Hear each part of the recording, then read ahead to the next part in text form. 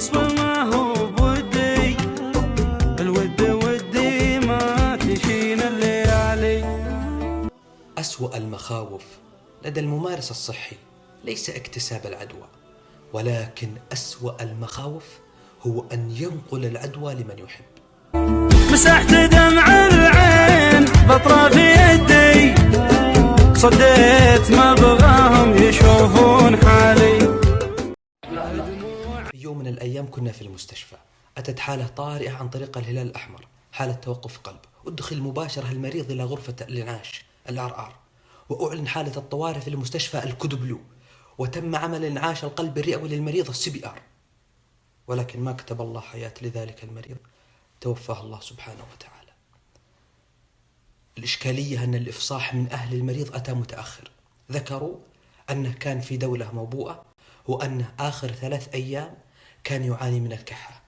واحترازا تم أخذ مسحة على المتوفى، وتم حصر جميع الممارسين الصحيين الذين باشروا تلك الحالة.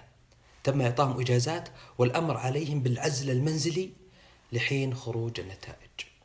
وقبل ظهور النتائج كانت تحادثني أحد الطبيبات المباشرات لتلك الحالة، وكانت تبكي وتقول أن عندها طفل بالأشهر لم تستطيع أن تضمه، ولم تستطيع أن ترضعه، ولم تستطيع أن تقبله.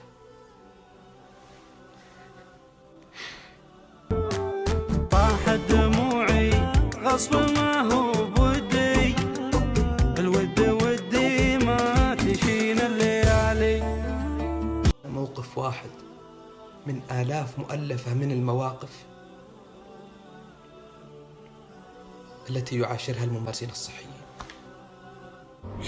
نیایید، شما رو به پیر، شما رو به پیغمبر از خونه بیرون نیایید. اوضاع خیلی خرابه، نیایید لعنتی ها، بیرون نیایید، بیرون نیایید، خواهش میکنم بیرون نیایید.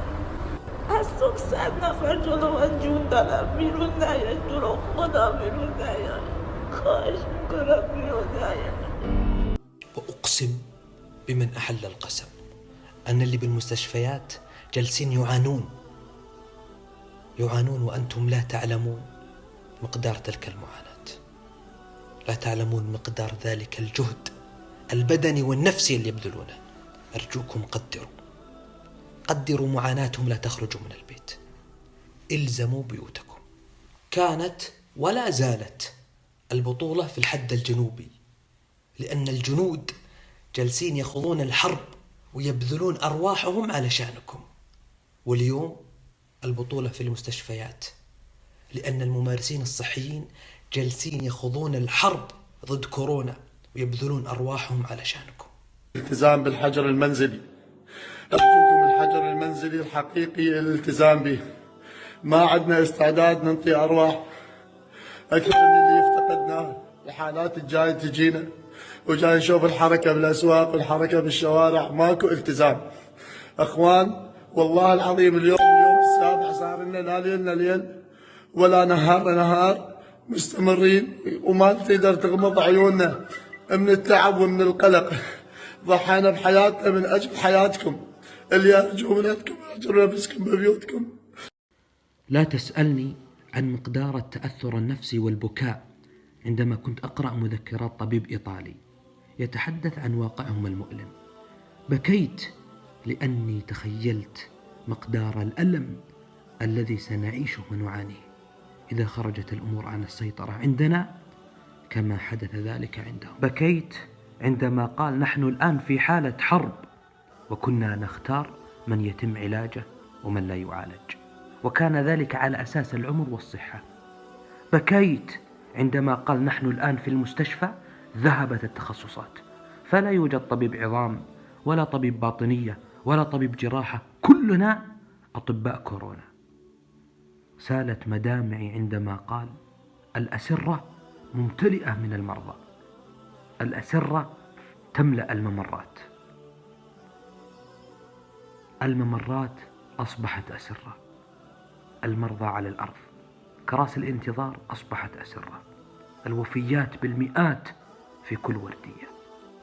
تأثرت جدا عندما قال: نحن حرفيا محبوسون في المستشفى، لا نخرج لمنازلنا خوفا من العدوى ننقلها لأهلنا وأبنائنا، ننام في المستشفى، نحن منهكون متعبون نعاني، نعمل على مدار الساعة. انهارت دموعي وهو يقول: إنك تنهار وتبكي وأنت تشاهد أقارب لك ومعارف يموتون بين يديك وأنت لا تستطيع أن تفعل شيئا، تبكي دما وأنت تشاهد طبيب صديق لك انتقلت له العدوى وتدهورت حالته بين يديك يحتضر وأنت لا تستطيع أن تفعل شيئا. Bueno, pues esta es la cara que se te queda después de llevar durante 10 horas el equipo de protección. Y veis, no aproveches que se puede salir a comprar para ir a comprar todos los días o ir a comprar varias veces al día. No, porque esto está empezando y es muy gordo lo que viene, es muy gordo. No hay camas, no hay respiradores, no hay personal, no hay equipos de protección. Y salgo de trabajar después de 10 horas de turno así, con esta cara y con lágrimas. Así que, por favor, quédate en tu casa. Tú que puedes. في إيطاليا الأسبوع الأول كان عندهم 3 مرضى، والأسبوع الثاني كان عندهم 132 مريض، والأسبوع الثالث كان عندهم 1100 مريض. لا زالت الأمور تحت السيطرة، ولكن في الأسبوع الرابع 5900 مريض، والأسبوع الخامس خرجت الأمور عن السيطرة وأصبح عندهم 21200 مريض، والأسبوع السادس موجود في إيطاليا 53600 مريض. والآن وأنا أسجل هذا المقطع عدد المرضى في إيطاليا 69176 مريض. تخيلت هذا العدد المهول من المرضى؟ في السعودية الأسبوع الأول كان عندنا 11 مريض، والأسبوع الثاني كان عندنا 103، ونحن الآن في الأسبوع الثالث وصلنا إلى سقف 1000. ولكن الحمد لله الأمور تحت السيطرة. إحصائيتنا وإحصائية إيطاليا الأسبوع الأول والثاني والثالث متقاربة من بعض. أما إحصائية الأسبوع الرابع والأسبوع الخامس والأسبوع السادس تعتمد عليكم. أرجوكم افهموا، مهم معنى الحظر في الليل يعني مسموح لك في النهار تخرج كيفما شئت وتطلق العنان لنفسك تخالط من شئت. أرجوكم افهموا. أتوسل إليكم أطلبكم لا تخرجون، ابقوا في منازلكم. أرجوكم لا تخرقون القوانين. إذا خرجتم من البيت خرقتم السفينة، وإذا خرقتم السفينة خرقنا جميعا.